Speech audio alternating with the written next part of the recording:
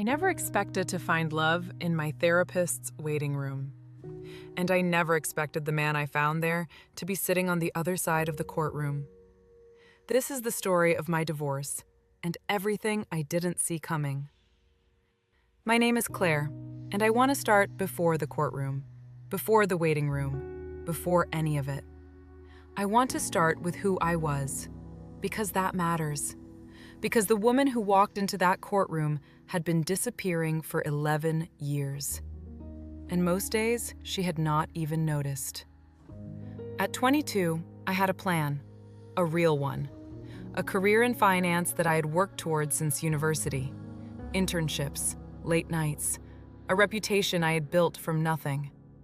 I grew up in a family where money was always the thing just out of reach, where every month had a moment of tension when the bills came in, where I learned early that financial independence was not a luxury.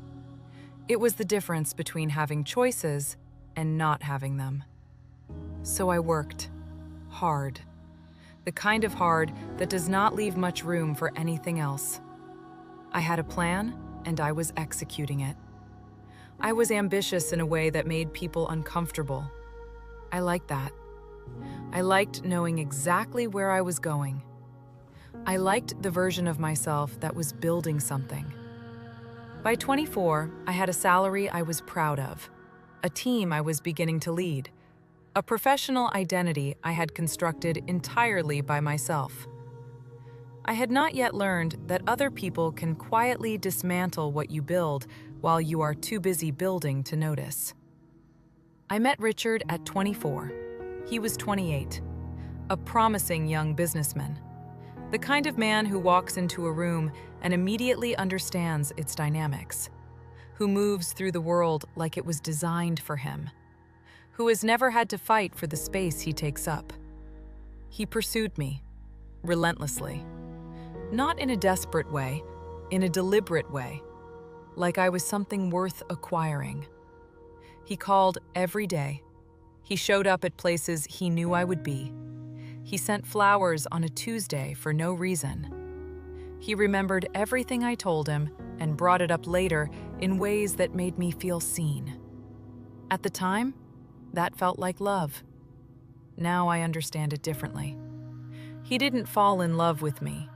He identified me as someone who would make his life better, his career more credible, his image more complete. I was on the path to an exceptional career, and he wanted that beside him. Not because he was proud of me, because it reflected well on him.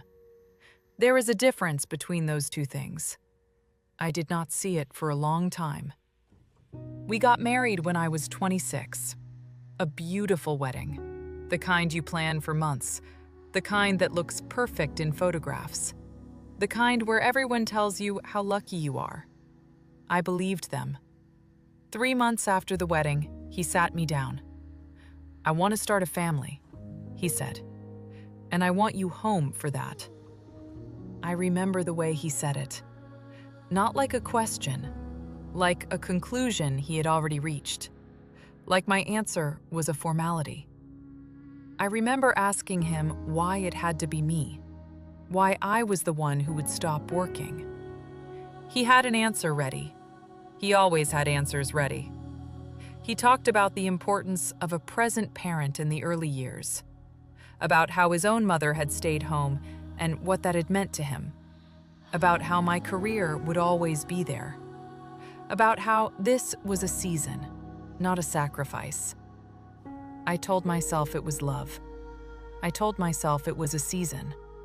I told myself I would go back to work once the children were older. I told myself a lot of things. So I stopped. I left my career at the door, handed in my resignation, said goodbye to the woman I had been building, and I waited to become a mother. Year 1, Year 2, Year 3. Nothing. We tried everything. Timing, diets, supplements, specialists. Every test they ran on me came back normal. Perfectly normal. I asked Richard to get tested. Once, twice, a dozen times over the years. Fertility runs in my family, he always said. The problem isn't me. And because I had no career to go back to, and because I had nothing else to point to, and because it is very easy to believe what the person you love tells you about yourself, I believed him. So I carried the problem alone, the way I had learned to carry everything in that marriage, quietly, without making it anyone else's burden. Year 5, year 7, year 9. The hope got quieter, then quieter still. Then one day, I realized I had stopped hoping out loud. I only hoped in the dark. In the silence after Richard fell asleep. In the early mornings before he woke up. In the small private space that was the only part of my life that still felt like mine. Around year 8, I started talking about going back to work. Not in a desperate way, in a careful, measured way. I had kept up with my field, read the journals, stayed in touch with former colleagues. I had been preparing quietly, the way you prepare for something you are not yet sure you are allowed to want. Richard's response was always the same. Who would hire you with that gap on your resume? You haven't worked in almost a decade. And if you go back now, what does that say about the baby project? Every time I brought it up, he found a way to make me feel foolish for having asked, for wanting something that was mine, for remembering that I had existed before him. So I stopped bringing it up. I had a husband. I had a house. I had a life that looked perfect from the outside. I had dinner parties and a garden and a wardrobe full of clothes for a version of myself I was not sure still existed. And I had nothing that was mine. I started therapy at 32. Not because I asked for it, because I had run out of other ways to carry everything. The guilt of not giving Richard a child, the grief of not being a mother, the slow disappearance of the woman I used to be, the dawning understanding that I had handed my life to someone who had never asked me what I wanted it to look like. Every Thursday at 5 p.m., 4th floor, beige walls, a waiting room with 3 chairs and a plant that always looked slightly sad. It became the 1 hour of the week that belonged to me. The 1 hour where I was allowed to be complicated, to be uncertain, to be something other than fine. The practice had 4 therapists, 1 waiting room, 3 chairs, and that plant. The first time I noticed him, I almost didn't. He was sitting in the corner chair, jacket folded on his lap, looking at his phone like he wasn't really seeing it. The way you look at a screen when you need somewhere to put your eyes, but you are not actually seeing anything. He glanced up. I looked away. The second week, he was there again. Same chair. He nodded. I nodded back.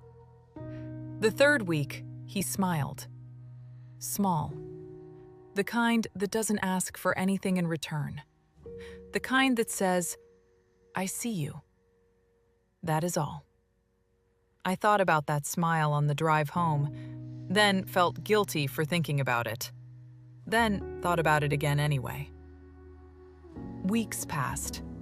The smiles became a ritual, a small, silent one every Thursday. I started noticing things. The way he always arrived exactly on time. Not early, not late. Exactly on time. Like someone who respects other people's schedules.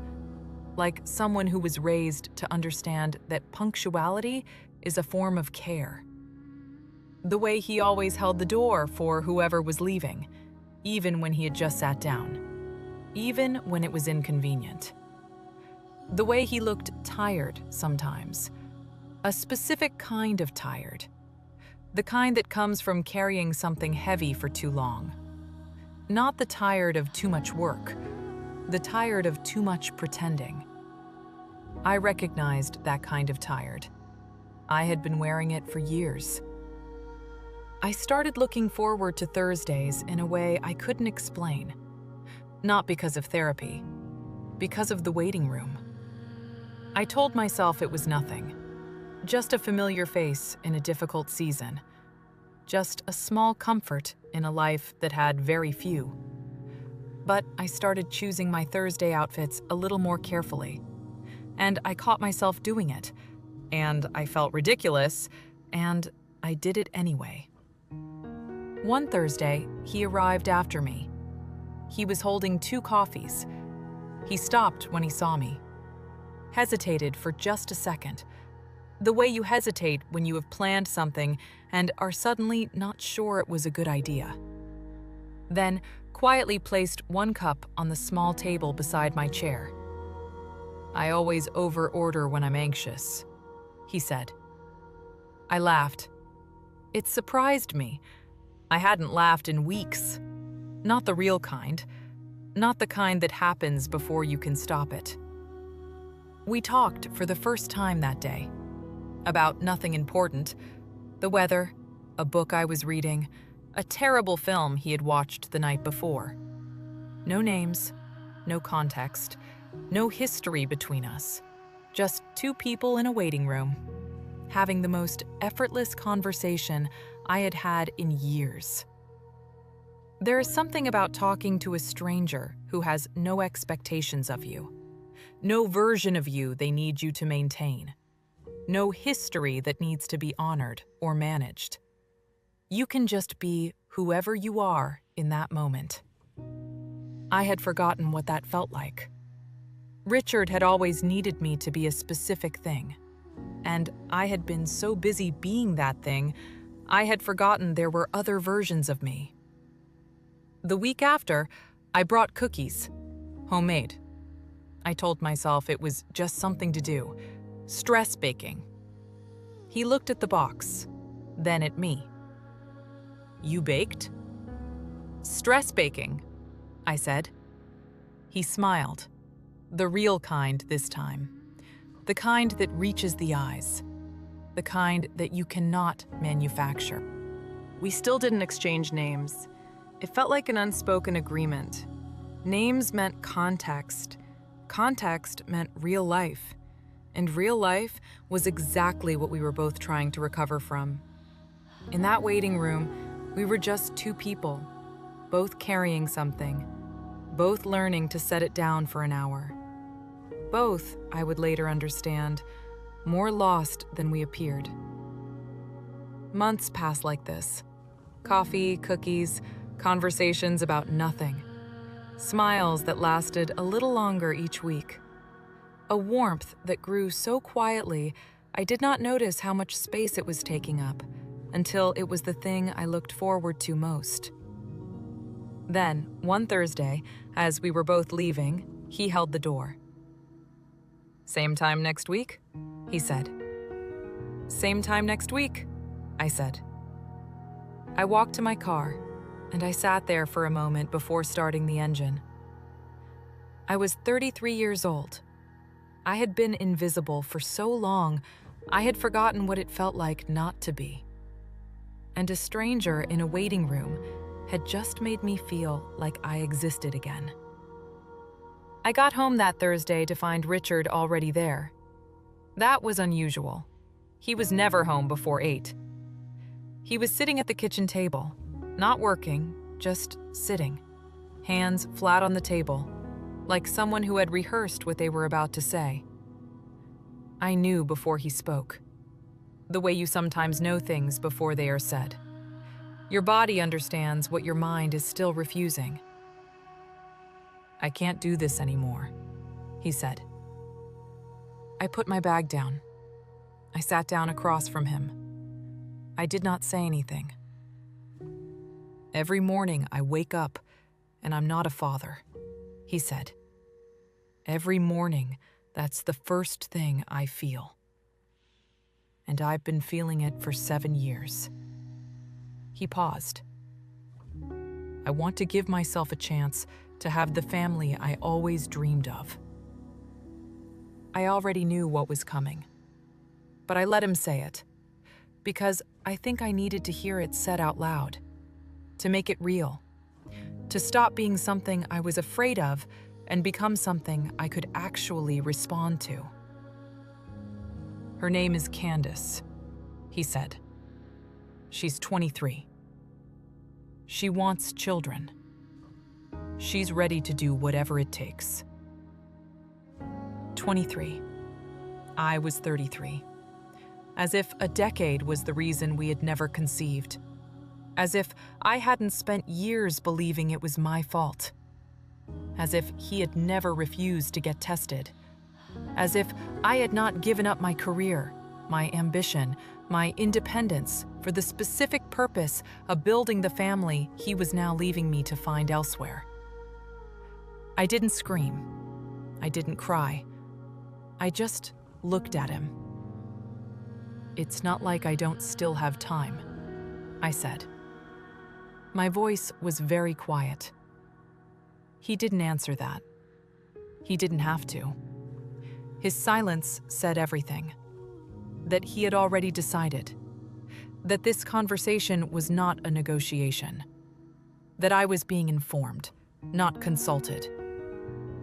That was the last time I felt small in that kitchen. The divorce papers arrived 2 weeks later. He wanted the house, the savings, the investments, everything we had built together, everything I had given up my career to help build, every asset that existed because I had stopped existing as myself in order to exist as his wife. I had no job to go back to, no career, no salary, no professional identity. I had spent 11 years building his life, and he wanted to walk away and leave me with nothing. I hired a lawyer, and I walked back into therapy. Not on a Thursday, on a Monday. An emergency session. My therapist asked me how I was feeling. I told her I did not know. She said that was a reasonable answer. The hearing was on a gray Tuesday morning. I walked in wearing the navy blazer I used to wear when I still had a career. It still fit. That felt important somehow. Like some part of the woman I used to be was still there, waiting, patient. Richard arrived with his legal team, 3 lawyers, expensive ones. He walked in like a man who had already won. Then the door opened one more time. He walked in with a gray bag over his shoulder. He was reading something. Then he looked up and stopped. For 1 second, just one. It was Thursday. It was the waiting room. It was coffee and cookies and conversations about nothing. Then it wasn't. His face closed, like a door, like he had made a decision in the space of a breath.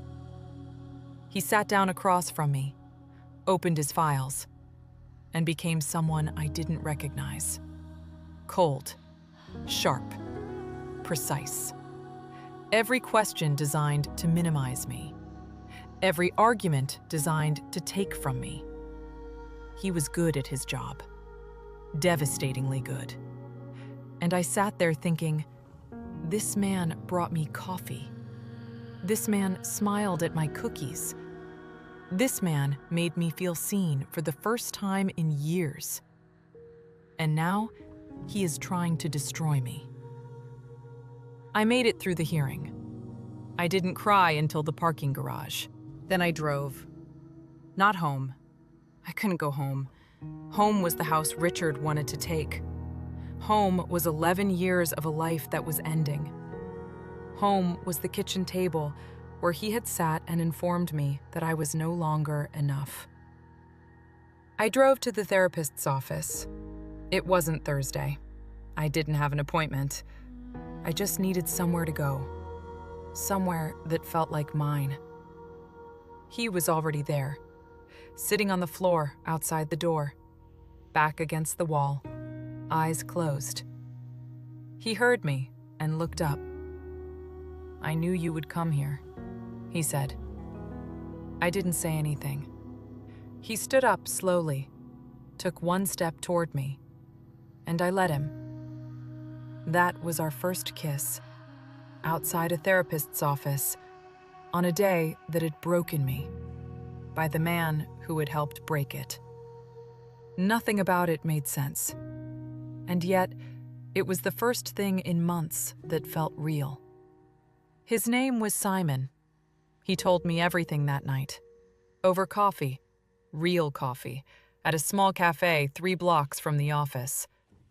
He was a partner at his father's law firm, had been since he was 28. Not because he chose it, because his father expected it.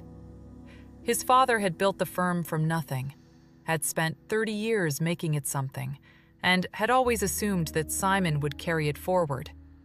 Not as a question, as a given. Simon had tried to want it. He had tried to be the person his father needed him to be. He had taken the cases, put in the hours, told himself that meaning would come with time. It hadn't. That's why he was in therapy, learning to exist as himself, outside of what his father needed him to be. Learning that his life was allowed to belong to him. I understood that more than I expected to.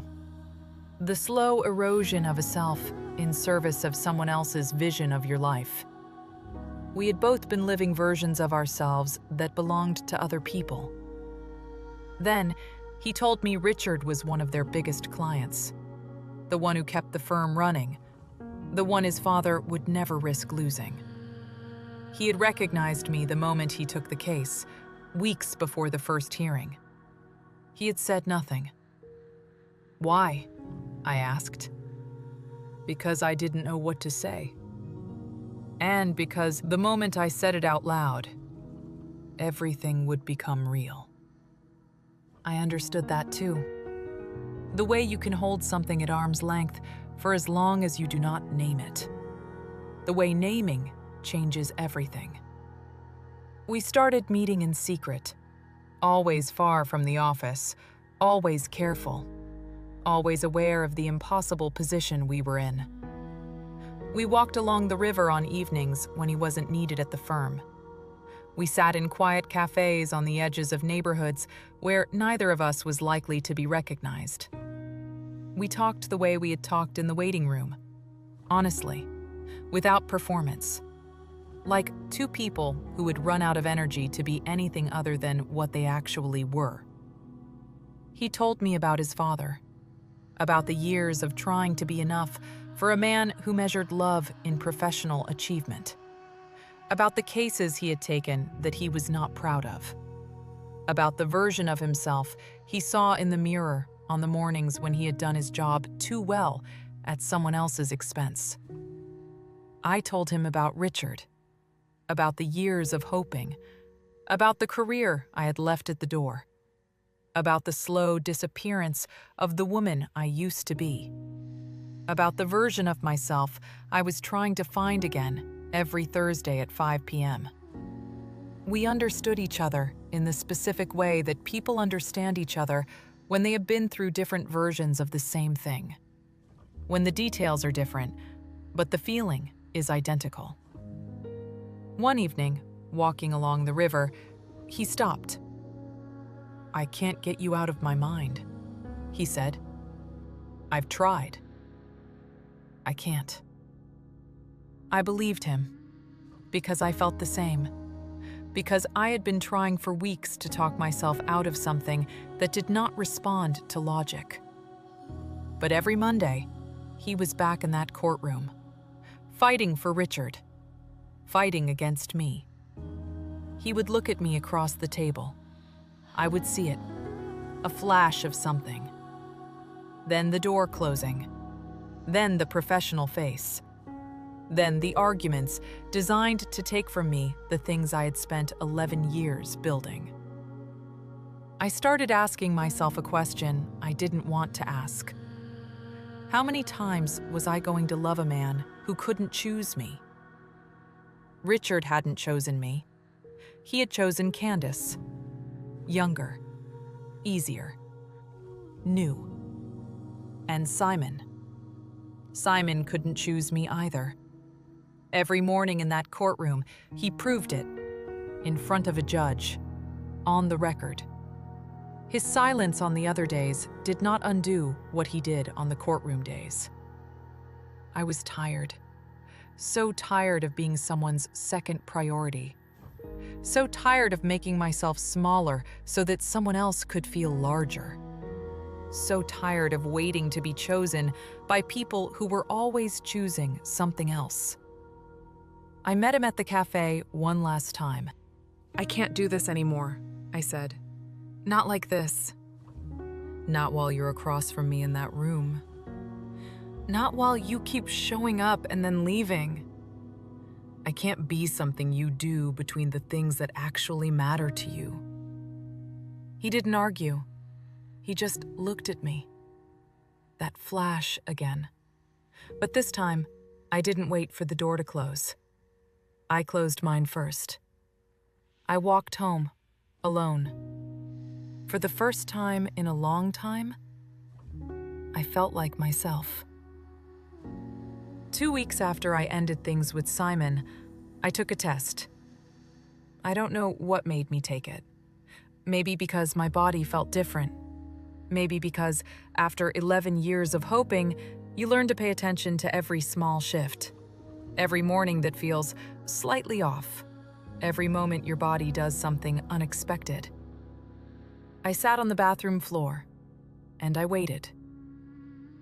2 lines. I stared at them for a very long time. 11 years. 11 years of being told, directly or silently, that I was the reason.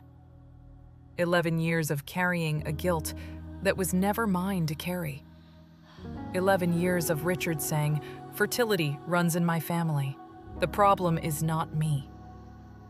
And 2 lines on a bathroom floor told me everything Richard had refused to know.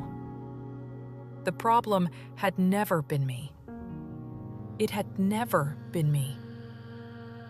I cried. Not from sadness, from something much more complicated than that.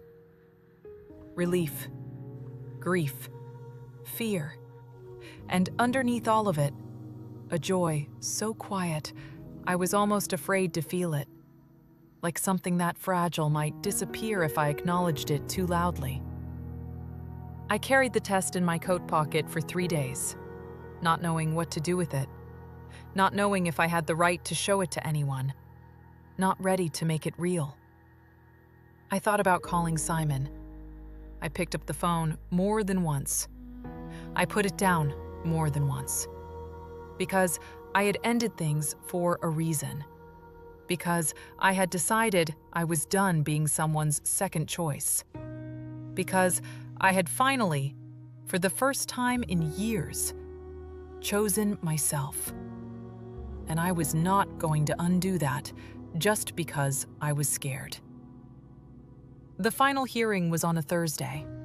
Richard walked in looking confident, like a man who had already decided how this would end. Simon walked in behind him. He didn't look at me. The hearing moved quickly. Arguments, counter-arguments, documents, numbers. Then, Richard leaned toward his microphone and said something about me. Something designed to humiliate, to diminish, to reduce 11 years of my life to something disposable. I kept my face still. I had learned to keep my face still. 11 years of practice. Simon's pen stopped. He looked at Richard, then at me. Something moved across his face, then back at Richard. He stood up. "That's enough," he said.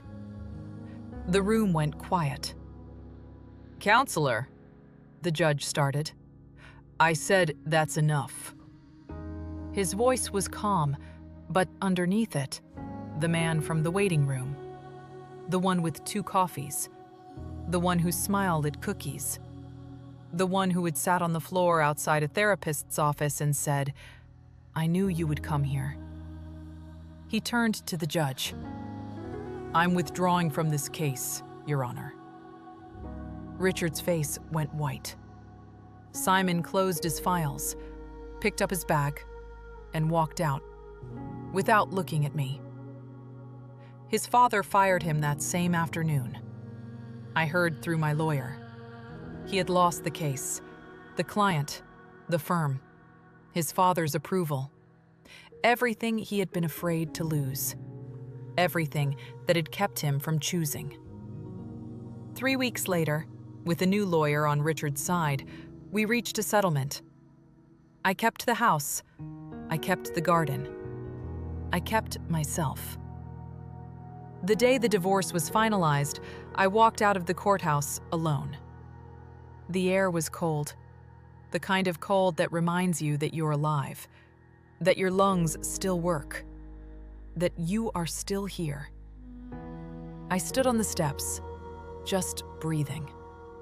I had one hand in my coat pocket, and in that pocket, a small white test. The one I had been carrying for 3 days. Then I heard footsteps.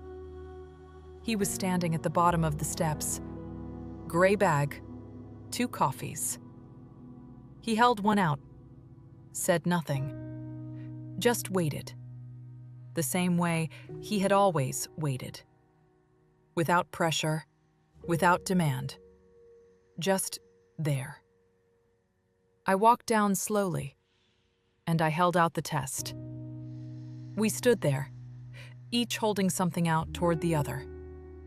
He took it, looked at it, then he looked up at me. I had been afraid of what I would see in his eyes. Fear, distance, another door closing. But it wasn't that. It was something I hadn't seen directed at me in a very long time. Relief, and something that looked a lot like joy. I took the coffee. We stood on those steps for a while, not saying anything, not needing to. I don't know what comes next. I'm not sure either of us does. What I know is this. For 11 years, I believed I was broken, that I was the reason, that I was not enough. I was wrong. I was never the problem. I just gave my worth to the wrong person. Some stories don't have endings yet. This one is still being written.